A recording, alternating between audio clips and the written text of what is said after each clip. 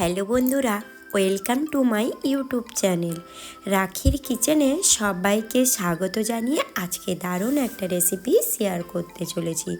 তো আজকের রেসিপি মোচার ভেজিটেবল চপ। তো এই যে মোচা না, মোচার বিভিন্ন রকমের রেসিপি হয়, আর মোচার চপ বিভিন্ন ধরনের পদ্ধতিতে বানানো যায়। তো আজকে আমি মোচার অন্য ধরনের চপ বানানোর রেসিপি তোমাদের শেয়ার করব। অবশ্যই ভালো লাগলে তোমরা আমার পাশে থেকো। আমি এখানে একটা মোচা নিয়েছিলাম বড় সাইজের, আর সেটাকে প্রথমেই ছাড়িয়ে নিয়েছিলাম। সেটা তোমাদের দেখানো হয়নি যদিও, তো মোচাটা এইভাবে ছাড়িয়েছিলাম, তোমাদের সেটা আমি দেখাবো। আর এই যে মোচাটা আমি ছাড়িয়ে নিয়েছি, আর সেটাকে এইভাবে কিন্তু কুচিয়ে নেব। আর মোচাটাকে সুন্দরভাবে কুচিয়ে নিতে হবে। মোচার উপরের অংশটা এইভাবে কুচিয়ে নিয়েছি, আর মোচার মাঝখানের যে অংশটা ওটা কিন্তু খুবই নরম। এটার খোসাগুলো আমি বাদ দেব না, এগুলো কিন্তু আমি নিয়ে নেব, সেটা তোমাদের দেখাচ্ছি। আর একটা মোচা আমি তোমাদের ছাড়িয়ে দেখিয়ে দেব।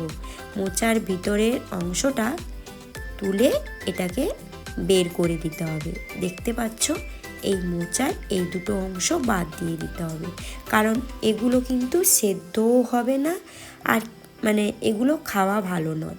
তো এগুলো কিন্তু সেদ্ধ হয় না, থেকে যায়, তাই এগুলোকে বাদ দিয়ে দিতে হবে।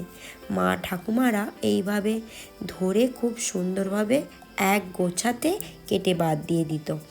তো সেটা তোমাদের শেয়ার করিনি যদিও, তো যারা যারা কাটতে জানো সেটা আমি নতুন করে বলবো না। তো ওই ভিতরের অংশটা বের করে দিতে হবে, আর এই নরম অংশটাকে কুচিয়ে নিতে হবে, কারণ এটা খুবই নরম, এটা খোসা খাওয়া যাবে। যাই হোক, এগুলোকে কুচিয়ে নিয়ে ভালো করে ধুয়ে নেব। তো দেখতে পাচ্ছ আমার মোচাটা কিন্তু কুচানো হয়ে গেছে। খুবই ছোট ছোট আকারে মোচাটাকে কুচিয়ে নিয়েছি। ব্যাস, এটাকে আমি কিন্তু সেদ্ধ করে নেব।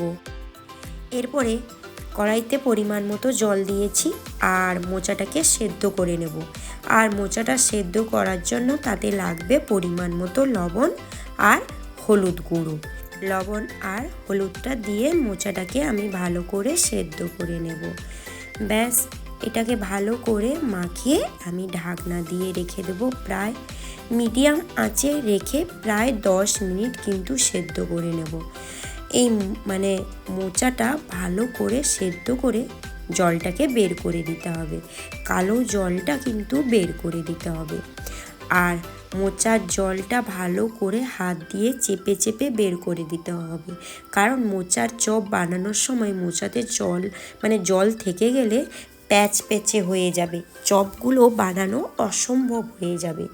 তাই মোচাটাকে হাত দিয়ে চেপে চেপে জলগুলো বের করে নিতে হবে যখন মোচাটা ঠান্ডা হয়ে যাবে। ব্যাস, ওই কড়াইতে আমি দেব পরিমাণ মতো সর্ষের তেল, দিয়ে কয়েকটা শুকনো লঙ্কা আমি ভেজে নেব প্রথমে। তো শুকনো লঙ্কাটা ভাজা হয়ে গেলে এটাকে আলাদা করে তুলে নিতে হবে। আর শুকনো লঙ্কাটা আলাদা করে ভেজে নিলে লঙ্কাটা ভালো করে মাখানো হবে। ব্যাস, ওই তেলে দেব 1 চামচ গোটা সাদা জিরে, আর তার সঙ্গে দেব কয়েকটা রসুন কোয়া কুচানো, আর দেব 2টো পেঁয়াজ কুচানো, আর এটাকে ভালো করে ভেজে নিতে হবে। ব্যাস, এটা ভাজা হয়ে এলে তুলে নেব। যাই হোক, আমি এখানে কিন্তু বেশি মশলা ব্যবহার করব না, খেতে ভালো লাগবে না। পারফেক্টভাবে খুবই দারুণ মোচার চপ রেসিপি তোমাদের শেয়ার করব। এটা কিন্তু একবারে স্কিপ করো না, পুরো ভিডিও কিন্তু দেখতে থাকো। আমি এখানে নিয়েছি সেদ্ধ আলু, আর সেদ্ধ আলুটার খোসাটাকে ছাড়িয়ে নেব। এরপরে আলুটাকে ম্যাশ করে নেব। প্রথমে আমি ভেজে রাখা লঙ্কাটাকে ম্যাশ করে নেব, কারণ লঙ্কাটা এখন মুচমুচে আছে, আর লঙ্কাটা যখন ম্যাশ করব তার সঙ্গে দিয়ে দিতে হবে একটু লবণ, না হলে লঙ্কাটা খুব সুন্দরভাবে ম্যাশ হবে না। তো যাই হোক, আলুর সঙ্গে মোচা আর তার সঙ্গে ভেজে রাখা রসুন আর পেঁয়াজটাকে একসঙ্গে ভালো করে মাখিয়ে নিতে হবে। আলুটাকে খুব সুন্দর করে ম্যাশ করে মাখিয়ে নিতে হবে।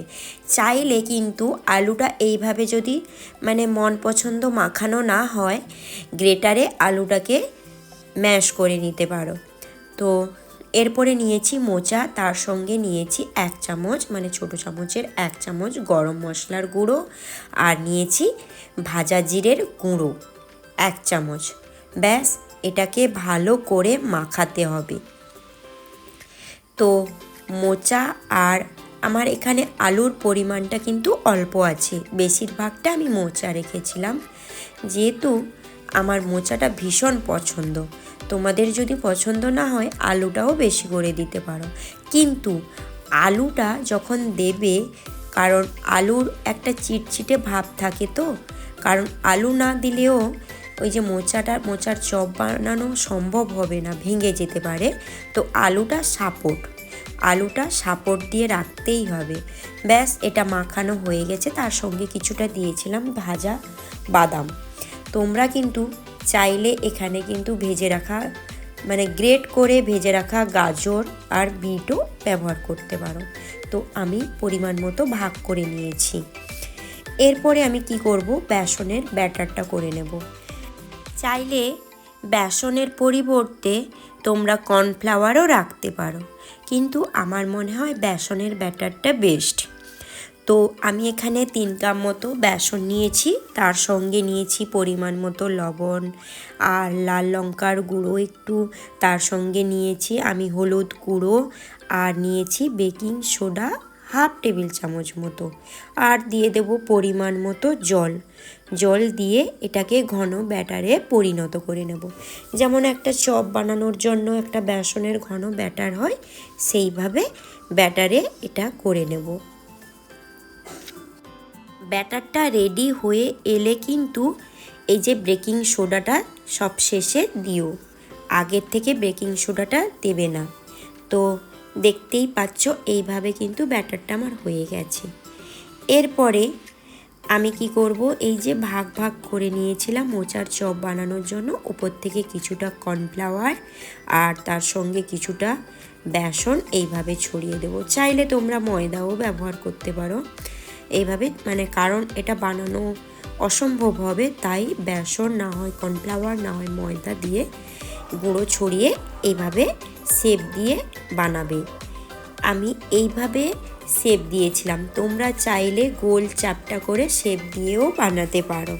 ব্যাস, আমি এইভাবে শেপ দিয়ে প্রত্যেকটা বানিয়ে নেব। তো দেখতেই পাচ্ছ প্রত্যেকটা আমি সুন্দর করে বানিয়ে নিয়েছি। ব্যাস, এরপরে কি করব, বেসনের ব্যাটারে আমি ডুবিয়ে নেব। আর এখানে আমি নিয়েছি কিছুটা বিস্কুটের গুঁড়ো। তোমরা, হ্যাঁ, একটা কথা বলে রাখি, মার্কেটে যে মানে পাওয়া যায় ওই যে ব্রেড কাম, ওটার থেকে সবচেয়ে ভালো হবে ওই যে টোস্ট বিস্কুট বাড়িতে এনে গুঁড়ো করে নেবে। তো যাই হোক, প্রথমে এইভাবে বেসনের ব্যাটারে ডুবিয়ে এরপরে এই যে বিস্কুটের গুঁড়োর সঙ্গে এগুলো কোট করে নেবে। এইভাবে সুন্দর করে কোট করে প্রথমে সাজিয়ে নেবে, তারপরে ভেজে নেওয়ার পালা। আমি প্রথমে তো এইভাবে বেসনের ব্যাটারে ডুবিয়ে আর ব্রেড কামের সঙ্গে আমি কোট করে নিয়েছিলাম। এরপরে গ্যাসের ওভেনে কড়াই বসিয়ে দেব, তাতে পরিমাণ মতো দিয়ে দেব তেল। আর তেলটা যখন গরম হয়ে যাবে, এরপরে একে একে এই যে চপগুলো ভেজে নেব। তো কেমন লাগলো ভিডিওটা অবশ্যই তোমরা কিন্তু কমেন্টে জানাবে। আর এইভাবে মোচার চপ বানানো একদম মিস করো না কিন্তু। আর গ্যাসের ফ্লেমটা কিন্তু হাই রাখবে না, মিডিয়াম রাখবে। মাঝে মাঝে একটু হাই করবে, মাঝে মাঝে কিন্তু মিডিয়াম করে দেবে, কারণ মোচার চপগুলো এইভাবে বানিয়েছিলাম পুড়ে যেতে পারে। তো ব্রেড কামের সঙ্গে কোট করা আছে যেহেতু পুড়ে যেতে পারে, তাই মাঝে মাঝে গ্যাসের ফ্লেমটা কিন্তু মিডিয়াম রাখতে হবে। ব্যাস, এইভাবে ধীরে ধীরে উলট পালট করে মোচার চপগুলো ভেজে নিতে হবে। কেমন লাগলো ভিডিওটা তোমরা অবশ্যই কমেন্টে জানাবে। আর আমার রেসিপি যদি ভালো লাগে প্লিজ তোমরা সাবস্ক্রাইব করতে একদম ভুলে যাবে না। আর রেসিপিটা বানিয়ে আমাকে কমেন্টে জানাবে। আর পাশে থাকা বেল আইকনটা প্রেস করে রেখো। কেন বলো তো, আমি যখনই নতুন নতুন ভিডিও আনবো তোমাদের কাছে নোটিফিকেশান চলে যাবে। তো এই যে রেসিপিটা অবশ্যই বানাবে। তো আজকের মতো এই পর্যন্ত। কাল আবার কোনো রেসিপির ভিডিও নিয়ে চলে আসবো। ততক্ষণ তোমরা ভালো থেকো, সুস্থ থেকো। আর আমার রেসিপিগুলো যদি অবশ্যই ভালো লেগে থাকে তোমরা অবশ্যই বাড়িতে বানাবে, আর বাড়িতে বানিয়ে আমাকে কিন্তু কমেন্টে জানাবে। কেমন? আজকের মতো এই পর্যন্ত। আর অবশ্যই আমার অনেক ভিডিও এই ইউটিউব চ্যানেলে আছে, তোমরা কিন্তু দেখো।